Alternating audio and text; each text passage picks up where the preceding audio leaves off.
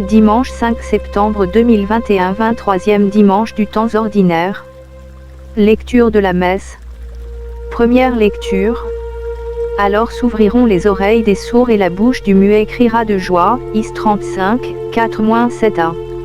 Lecture du livre du prophète Isaïe. Dites aux gens qui s'affolent: soyez forts, ne craignez pas. Voici votre Dieu. C'est la vengeance qui vient, la revanche de Dieu. Il vient lui-même et va vous sauver. Alors se dessilleront les yeux des aveugles, et s'ouvriront les oreilles des sourds. Alors le boiteux bondira comme un cerf, et la bouche du muet criera de joie. Car l'eau jaillira dans le désert, des torrents dans le pays aride. La terre brûlante se changera en lac, la région de la soif, en eau jaillissante.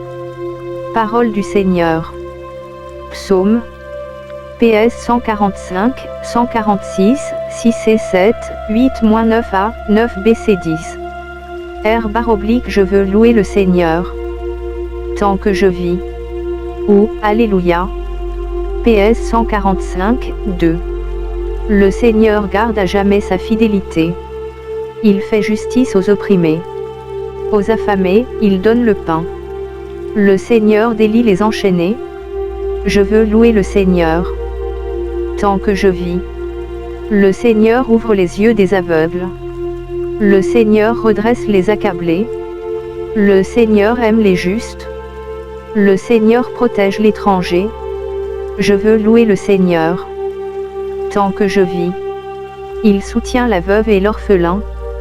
Il égare les pas du méchant. D'âge en âge, le Seigneur régnera. Ton Dieu, ô Sion, pour toujours. Amen.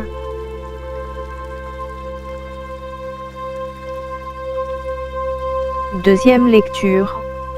Dieu n'a-t-il pas choisi ceux qui sont pauvres pour en faire des héritiers du royaume? JC 2, 1-5. Lecture de la lettre de Saint Jacques.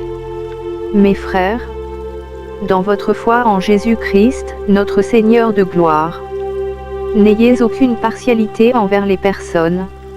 Imaginons que, dans votre assemblée, arrive en même temps un homme aux vêtements rutilants, portant une bague en or, et un pauvre aux vêtements sales. Vous tournez vos regards vers celui qui porte le vêtement rutilant, et vous lui dites: assieds-toi ici, en bonne place. Et vous dites au pauvre: toi, reste là debout. Ou bien: assieds-toi au bas de mon marchepied. Cela, n'est-ce pas faire des différences entre vous, et juger selon de faux critères? Écoutez donc, mes frères bien-aimés. Dieu, lui, n'a-t-il pas choisi ceux qui sont pauvres aux yeux du monde, pour en faire des riches dans la foi, et des héritiers du royaume, promis par lui à ceux qui l'auront aimé? Parole du Seigneur.